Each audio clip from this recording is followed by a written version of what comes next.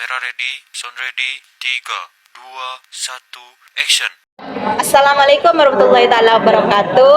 Waalaikumsalam warahmatullahi wabarakatuh. Halo, selamat pagi. Berjumpa lagi dengan kita dalam podcast isu-isu kontemporer.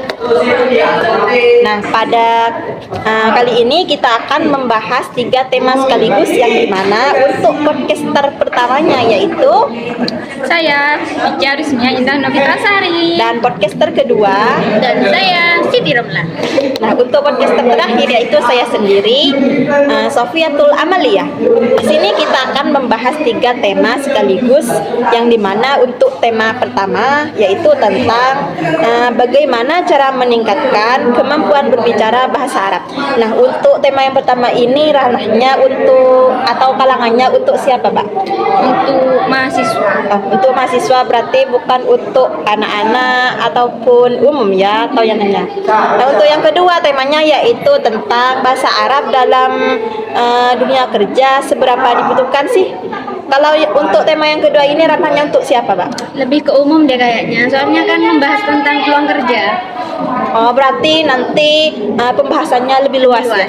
Lebih luas. Nah, untuk yang tema terakhir yaitu tema yang akan saya sampaikan sendiri yaitu tentang dalam mengajarkan bahasa Arab ke anak-anak harus serius atau santai.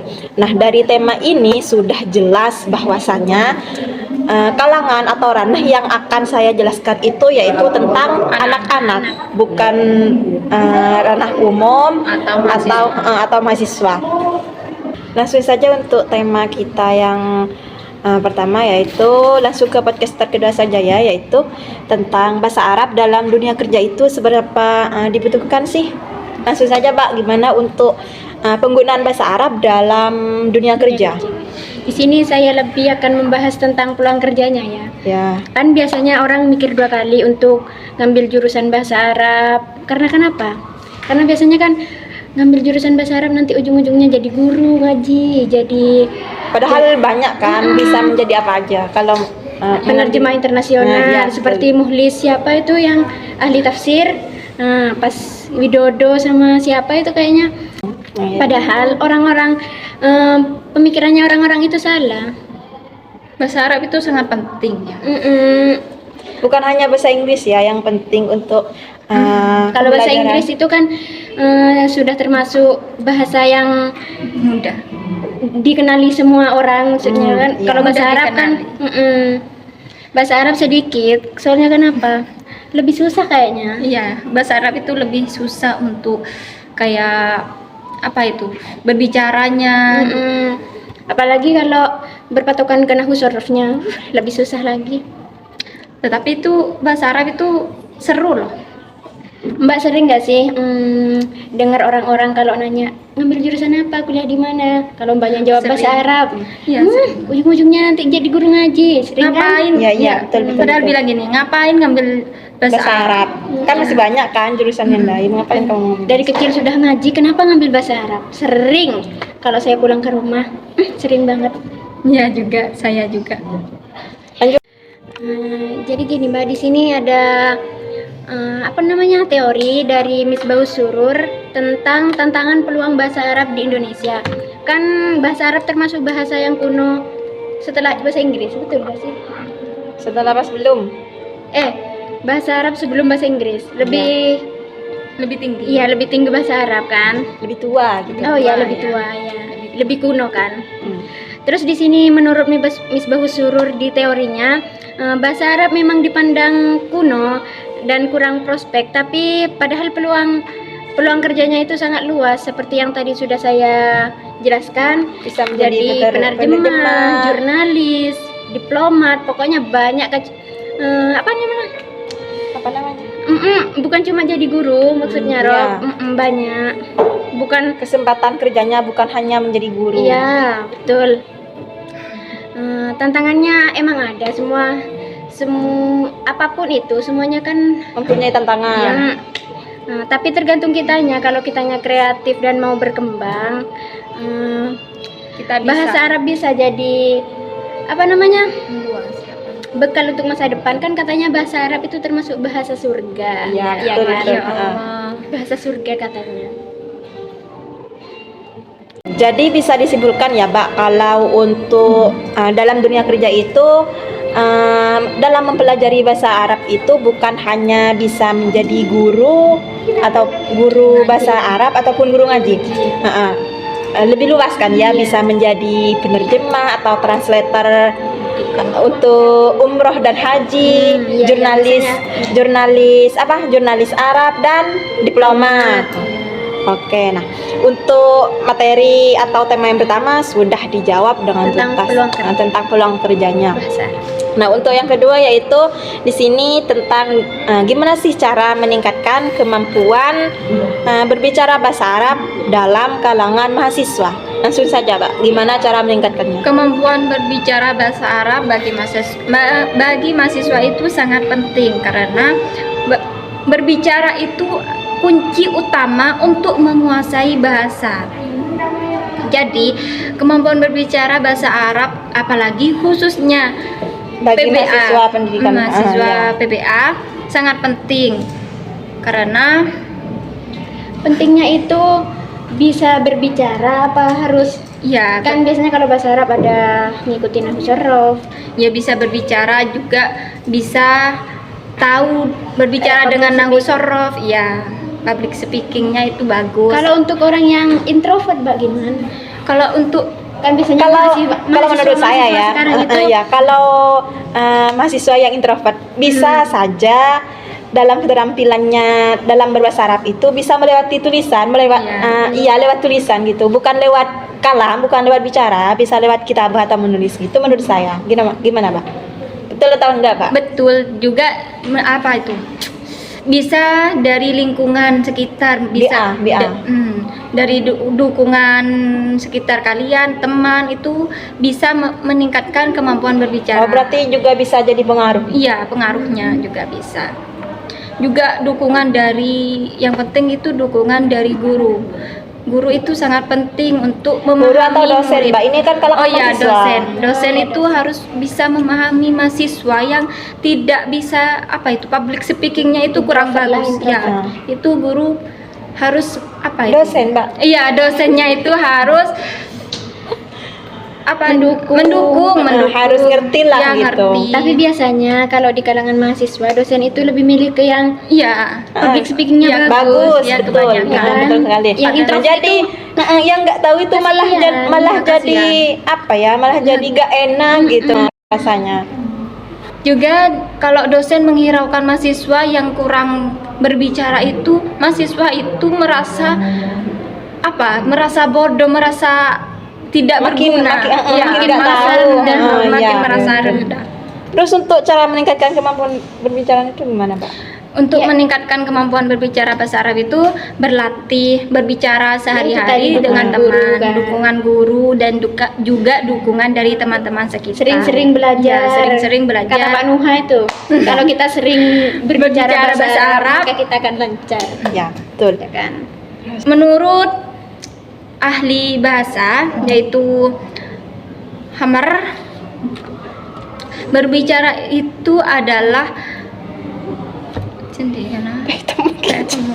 Berbicara itu adalah menurut ahli bahasa yaitu Hammer, berbicara adalah bukti utama bahwa seseorang benar-benar menguasai bahasa.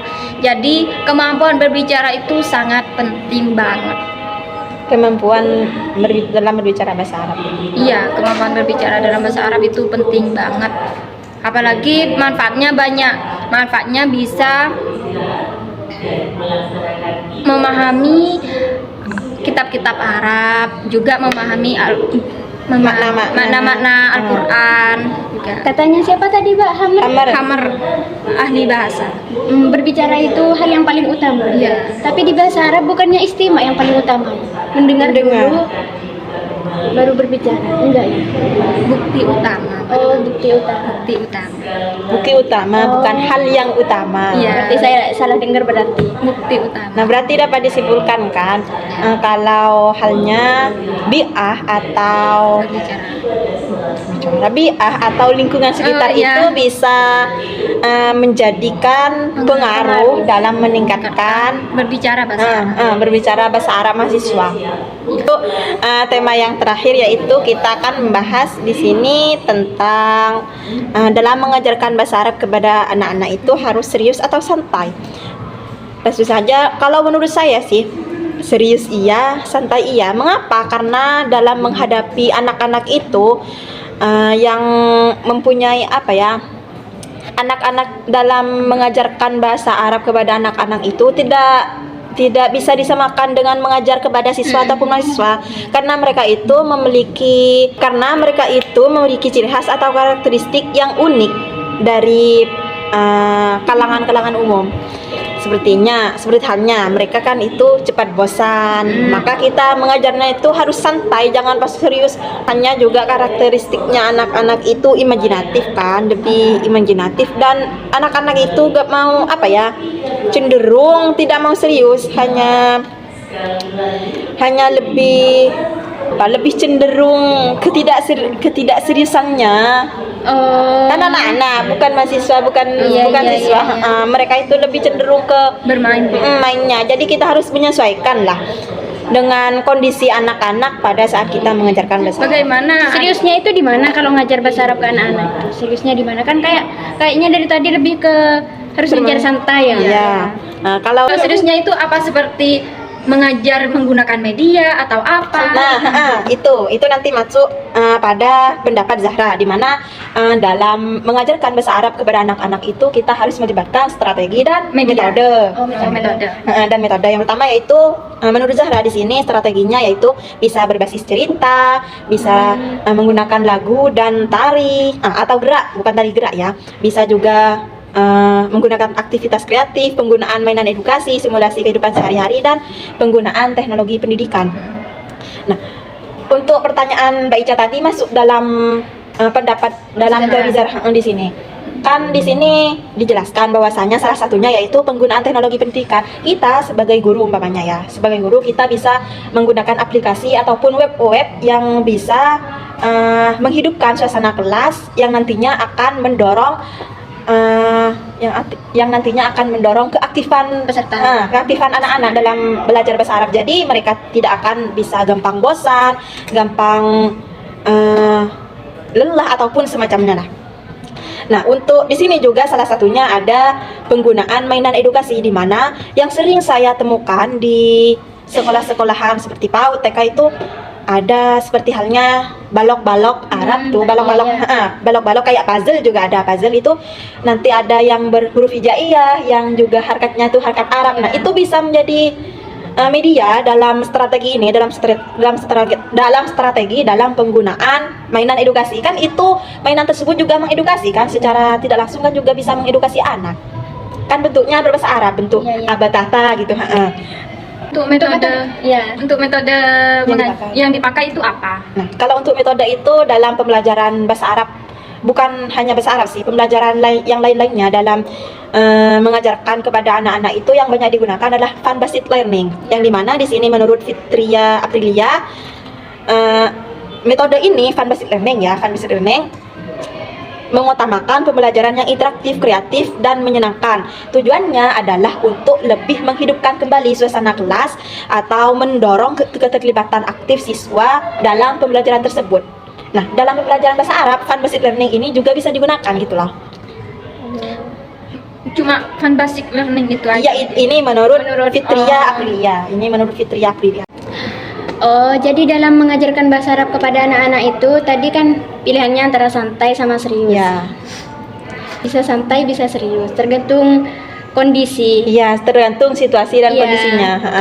Nggak harus santai-santai, nggak harus serius-serius. Iya, kan sebagai guru ya seharusnya, apalagi anak-anak yang akan dihadapin, kita harus peka terhadap lingkungan yang ada, peka terhadap rangsang. Iya, apa sekarang butuh peka terhadap serius, apa butuh Nah iya, guru itu jangan serius-serius banget, Ro. Iya, guru itu penting untuk melihat anak-anaknya, melihat apakah sekarang itu anak-anak bosan atau serius untuk belajar bahasa Arab. Tergantung kondisi lagi sih, tergantung materi yang mau disampaikan. Iya, tergantung materi juga.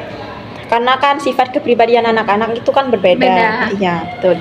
Betul. Dalam mengajarkan apa Bahasa Arab, materi ya kepada anak-anak itu. kita harus punya strategi dan metode tadi kan ya. Dan metode. Iya. Iya, kita harus memiliki strategi dan metode. Yang sekiranya cocok ke materi yang mau kita ajarkan. Iya, betul. Betul.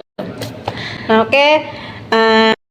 Pada tema yang sudah kita sampaikan, mungkin kalian sudah bisa memahami ya dari tema yang kedua dan yang terakhir tadi. Oke, mungkin sampai sini saja untuk podcast kita Tentang dalam isu-isu kontemporer. tentang isu-isu kontemporer dalam pertemuan kali ini. Nanti kita akan berjumpa lagi. Terima kasih. Wassalamualaikum warahmatullahi taala wabarakatuh.